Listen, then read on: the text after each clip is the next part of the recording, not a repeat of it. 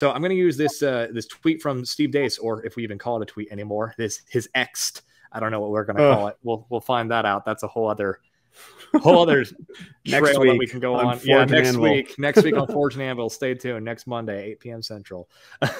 So from Steve Deace, these are states Republicans haven't won in a presidential election in almost 40 years, 1984, and how many votes Trump received from them in 2020. California, 6 million.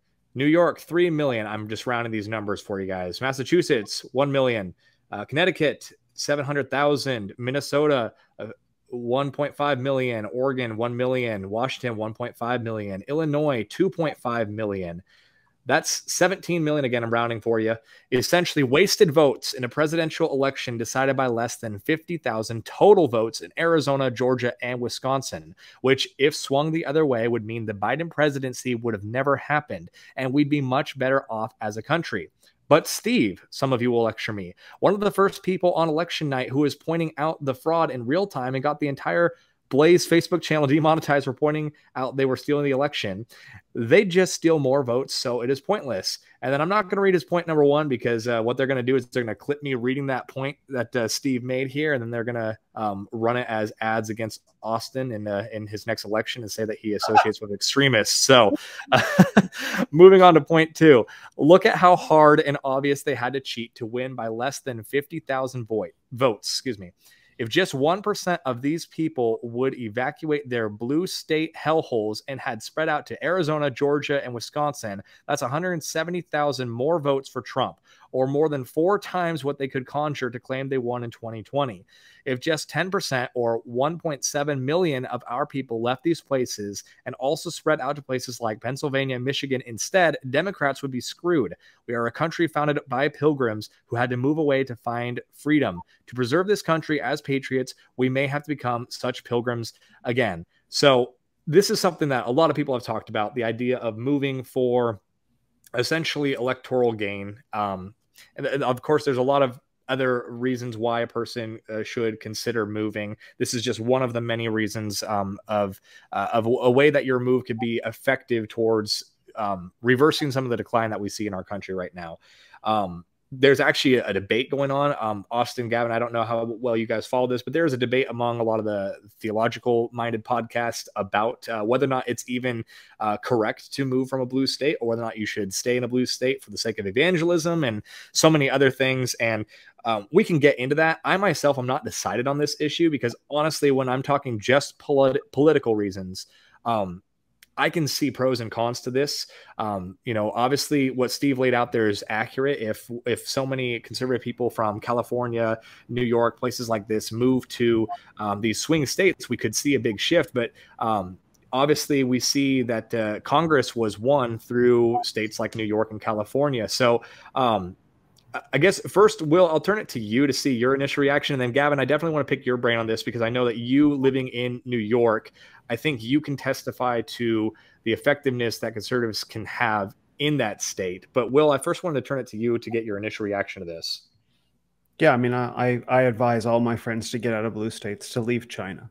Right. And I like what Joel Webbin says about this. That's the joke that I always tell my friends. Joel's the one that started this whole thing. Good job, Joel. You got everyone to hot water. No, go ahead. Yeah. Well, I mean, let them. Okay. I lived in San Francisco for 15 or so years, 10, 15 years. Right. And so look at the videos coming out of San Francisco now. It's the zombie apocalypse. Look at Oakland. Look at San Francisco. Right. Let them live in the consequences of their poor decisions. And that's the only way some of these people are going to wake up, if at all. And look, I know how hardened some of the people are on the left to their own ideology. And I'll tell you guys, I was part of Occupy Wall Street for a while. It was a big part of my awakening process, right? To go into the heart of that and see how mentally ill many at the core of the left are. I was like, wow, does not seem healthy. And so that helped lead me out of that a long time ago. But the thing is, like, they're not just magically going to stop what they're doing. It is their religion, right? Now, there are plenty of good people that are caught in the middle that just can't let go of the guilt and the shame they feel at existing, right? And in order for them to wake up to the reality of how dangerous this leftist ideology is, what it's become, you have to let them see the consequences. You have to let them see the feces on the streets. You have to let them see the homeless drug addicts walking around on PCP screaming at the sky, which is a regular occurrence in San Francisco. It's so dangerous in that city in a way that most people can't comprehend. And so I don't understand why conservatives or religious conservatives would stay in these places. I literally don't understand it, especially when so much of these leftist economies are fleeing, like Oracle. I lived in San Francisco. Oracle Open World was a huge deal in San Francisco. They would take over several city blocks once a year. You could see the concerts you could hear the concerts from the whole city. Oracle Open World pulled out and left San Francisco, which is like a huge support of the economy. This is happening. And so I don't understand how conservatives or religious conservatives can remain in these environments and say, yeah, it'll be fine. It'll be fine. They don't seem to want to take that. Meanwhile, there are communities that could really use their support around the country. And so I encourage anyone to leave, who can leave, to leave, because there are people around the country who need you. I've got some counter arguments for that, but not necessarily because I disagree with you fully, because I agree with a lot of what you're saying. It's more of devil's advocate arguments that I want to bring up. But first, I'll turn it to Gavin, because Gavin may bring up some of them. So I'll let him have first shot at it. Yeah, I mean, look, I have some mixed views on this. I think the tweet by Steve, it's a little simplistic. I think that's happening. I mean, there is a red migration out of blue states already happening, and I think it's strengthened, say Florida, for example. I think a lot of that is just going to states that are already red, though. It's not necessarily going to purple states, which is really the basis of his electoral strategy. It really only makes sense if they're going into purple states or states that are transitioning to be purple. I don't think another 200,000 New Yorkers moving to Florida is going to change the name of the game. Right. And the other part of the problem is that those 200,000 New Yorkers, if they're going to uproot their life, are they going to move to Michigan? I mean, yeah, is Michigan a little better? But a lot of the problems Michigan faces are similar to New York. Likewise, maybe Pennsylvania or Wisconsin. I mean, these are states that are purple. Well, the governors both killed old people, so there's that. Exactly. So it's a tough argument to sell. It sounds better if it's simply blue to red, but blue to red doesn't do anything. And in fact, COVID saw a lot of blue to red because it concentrated our votes in areas that we didn't need it to be more concentrated in. And in fact, it made some of these purple states less competitive because they're not just moving from New York, they're moving from Michigan, they're moving from Wisconsin, they're moving from Pennsylvania, the very places that we need to keep competitive. So it's kind of the post that Steve wrote is very, very like theoretical, and it's not realistic in any sense. There is already that kind of migration that's happening.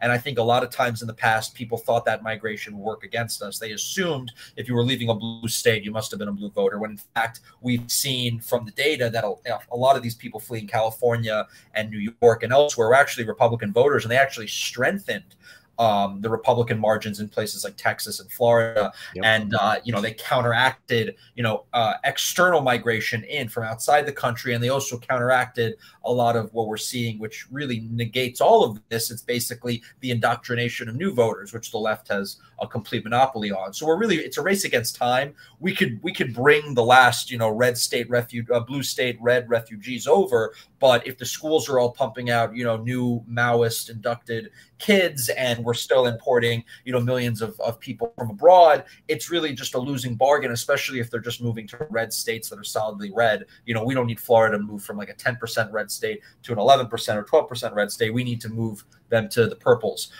So that's one issue, even though I don't necessarily disagree. I think a lot of people are naturally going to move.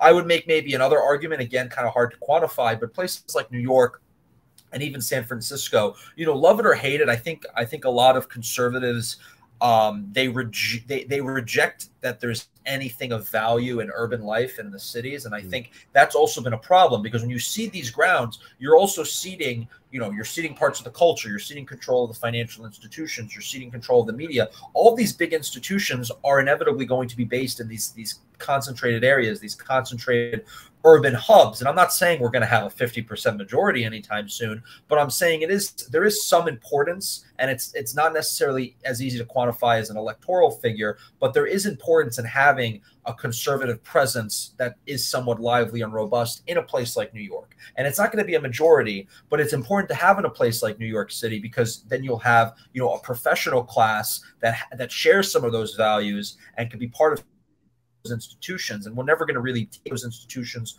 or challenge them if we're simply running and hiding, and we keep moving back the trenches, we keep moving back the front line. So, you know, some of this gets a little into the weeds, but I do think that's a point that's worth mentioning on that front, and something that, you know, could be considered. And also, lastly, you know, if we're going to go back to the electoral argument, it's not all just about, you know, the presidential elections, as, you know, I'm sure you'll bring up as the counter.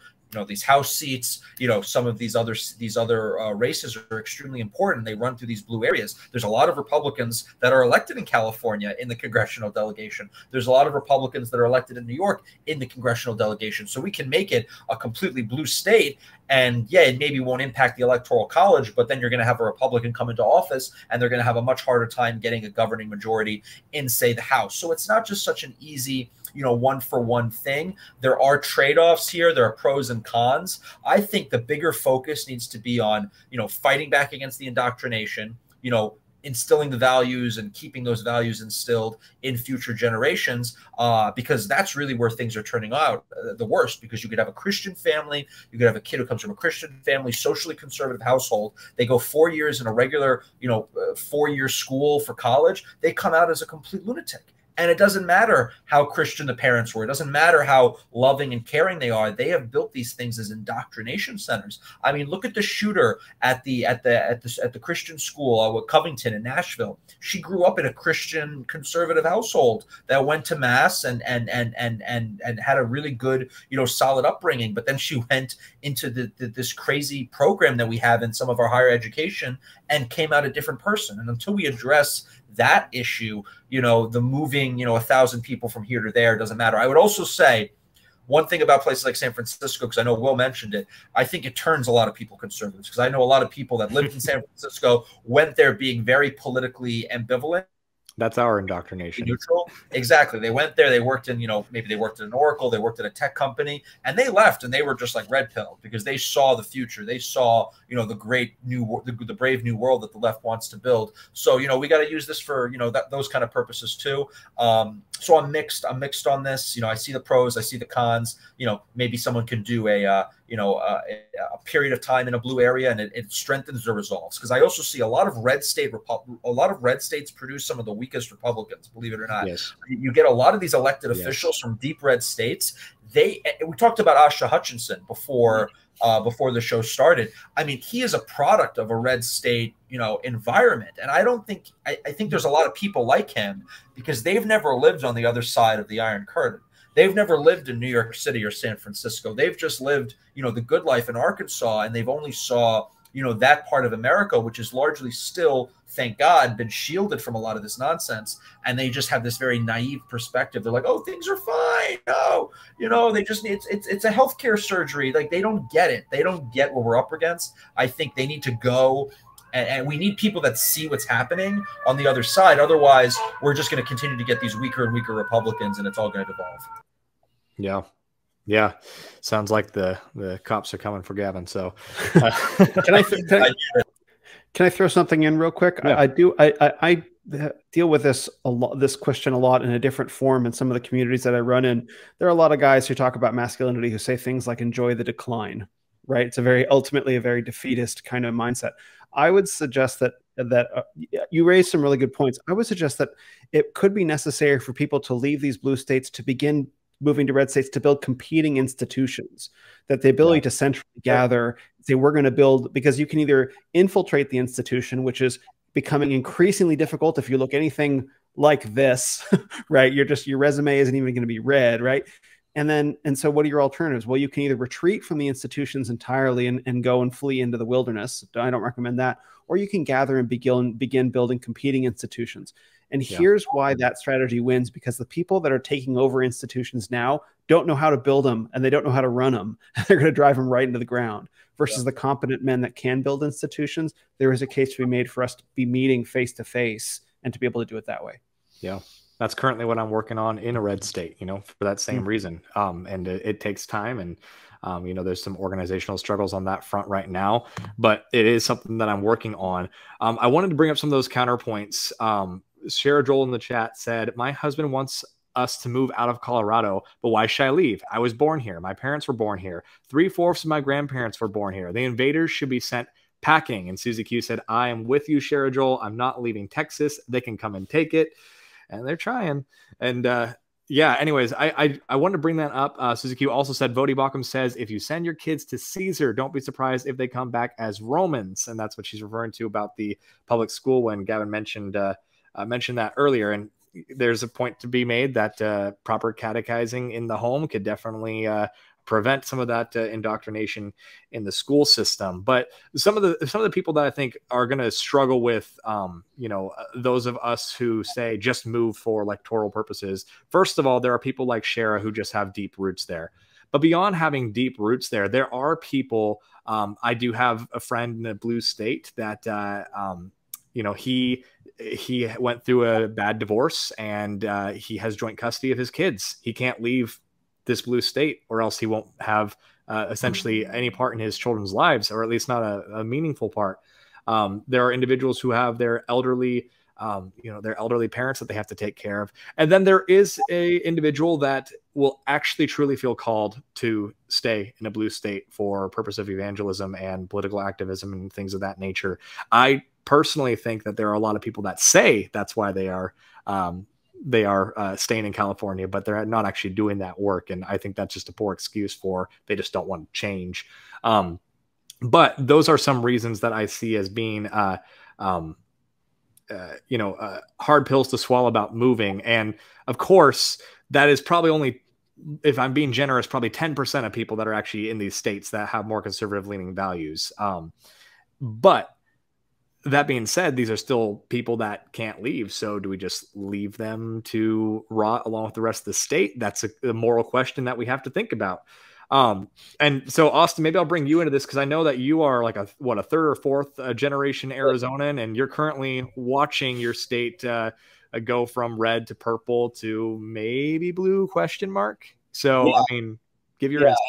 And that tweet brings up a really good point. Like I said, my family's been here in Arizona since before statehood, so I know the stories of what the state was like before it was the actual state, when it was just a territory. Barry Goldwater was born here before it was a state, and he was the longest serving senator that we had for Arizona. And so, like, my district in particular, I've always grown up in the West Valley in Arizona, and I always grew up in the rural part of my state in Maricopa County. The district I represent as one of the last bastions of rural Maricopa County. That's a Republican district that's just in Maricopa County that doesn't encompass other districts. But Maricopa County has been the largest and fastest growing county in the country for like the last decade, building houses, bringing in these corporations, bringing in these new businesses, which has been ultimately good for the state economically wise. But politically, we've become more of a swing state. We've lost a lot of ground in cultural institutions here. We've lost a lot of political, ground here. And so to say that, if we just had 10,000 more people from California come to Arizona, that are Republican voters, we're going to flip the state back. It's not the case. It's all a ground up. It's a building block thing, a foundational thing. And most people from California, they don't just end up in Arizona. They do go to Texas. They do go to Colorado. They go to Nevada. My fiance, she's from Illinois. She lived right on the border of Illinois and Wisconsin. We do get a lot of Midwest transplants. And, they're like, wow, this weather is beautiful year round. I don't have to deal with snow and ice, 8 months out of the year. I think I'm just going to stay here and drink a margarita on my porch year round, swim in my pool, And so people enjoy that stuff. And part of it is that, maybe they've had that Midwest Democrat culture where they lived. And so now they have brought it to Arizona. And so there's a lot of things that have really pulled into play here with Arizona on top of, the demographic change that we've had here of Hispanic population increase. But that's another point I'll bring up before I go to this, is that, in 2016 in South Phoenix, if you guys don't know, that's a much more Hispanic area in Arizona, Southern Phoenix is. In 2020, Trump did better than he did in 2016 there. And, we've made a lot of inroads in Hispanic communities in Arizona because of, conservative leaders. When Barack Obama was running for president for re-election in 2012, he didn't pivot to be moderate, coming through these elections. He stayed in his ground and even got further left. And so that you can make a case that, just because you have these transplants coming in from these other states doesn't necessarily mean that they're moderate voters or that they're Republican voters. You have to stick true to your values, your morals, and your convictions, what brings people here. But, states like southern states where they have a culture, places like New York where they have a culture, places in the Midwest where they have a culture, Arizona's in this unique spot because it's a melting pot of different cultures between Hispanic communities, Midwest communities, rural communities, families like mine who have been here for several generations, you know, people who just showed up 40 days ago. And so, you know, New York, they have, you know, hundreds of years of families that have come to New York from other countries. The Midwest, the same exact thing. California, same exact way. So Arizona is like, you know, it was the last state in the union that was of the territorial 48 that was admitted to the union. And so, you know, a lot of people don't understand that. It's like, well, if Arizona just had more Republican voters, it would be different. Not necessarily. It's always going to be a cultural thing here. So I don't know if you guys know this or not, but like Arizona now has like the largest semiconductor plant that has just been built here. Yeah. And so there's going to be a lot of people from Taiwan that move to Arizona. I'm hoping that this is kind of a turning point because we've had a lot of California companies come to Arizona and they have brought a lot of Democrat voters with them. You know, Taiwanese people, they are on the much more cultural conservative side. I'm hoping those folks coming to Arizona, bringing not just those who work for the Taiwan Semiconductor, but the other parts of their culture that are coming to Arizona, because Taiwan is a conservative country, a more free-loving country. So I'm hoping that coming to Arizona will change the dynamic shift. But and I'll end it with, you know, you got to stay here. My cousin is a perfect example. Not a political guy. He's Christian conservative in our family. And, you know, he's ready to leave Arizona because he knows the story of like where our family came from and has seen the degradation of Arizona politically and a little bit of culture here because a lot of people, you know, really didn't have a stake in their community. That's why it's so important when Gavin talks about New York, that those people that are there, they love their community. They're staying there to fight for it. The same exact thing applies to Arizona for these families that have been here for so long. But everybody's just kind of inundated of all these new people that are coming here, all these cultures that are coming here. It's this new battleground swing state. We don't have to worry about it anymore. You know, that's what the old GOP thought, but that's changed now. And so it's going to be, you know, a decade and a half, almost 2 decades before Arizona is really on a path for maybe like Florida and Ohio are. And so that's why I'm staying in the fight. That's why I ran for the legislature, because it's the bottom up, it's the ground up. You know, everybody will talk. If you're watching the show and you're not really political, obviously the presidential election cycle is a big thing. Electing a president is. It's like, but there's more people who affect your life that are on your city and town council and your board of supervisors, your count, and your state representative and your state senator than your United States senator and congressman do. And so that local impact really changes the politics of your state. Yeah, I completely agree.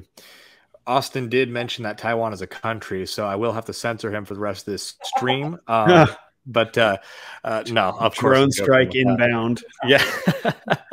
But yeah, ultimately, I think there's just no clear-cut answer, and it's really easy to say that there is, because a lot of the arguments that like Joel Webbin has made, for example, is just the idea that you know, your taxes are going to be funding a lot of these things that are adamantly opposed to your values in some of these states, especially as they raise, you know, the percentage that you are taxed. But again, you know, I think the greater solution just ultimately boils down to, if you are someone that wants to skirt by without being involved, well, the reality is, like, you can do that, of course. And I don't think that you are necessarily, not everyone is called to be involved in politics on the same level. Not everyone's called to run for office like Austin has done. And not everyone is called to be a grassroots activist like Gavin. And but, you know, ultimately, I think to some degree, everyone should have some form of civic duty, because the reality, to whom much has been given, much will be required. That is a principle that we live by. And the reality is, we have been given, we won the lottery by just being born in America as believers and just citizens in general. And the reality is, if we watch this country just fall apart because of inaction, I mean, we're going to be held accountable to that to some degree. I'm not saying that there's people that are going to be, you know, losing their eternal salvation because they weren't, you know, a precinct committeeman or something like that. Of course, I'm not going to ever pretend that that is something that is salvific in nature. But I do think that in general, all of our actions are going to be weighed accordingly on Judgment Day. And, you know, there's arguments to be made that we should be doing our very best each day to claim the civic sphere for the glory of Christ.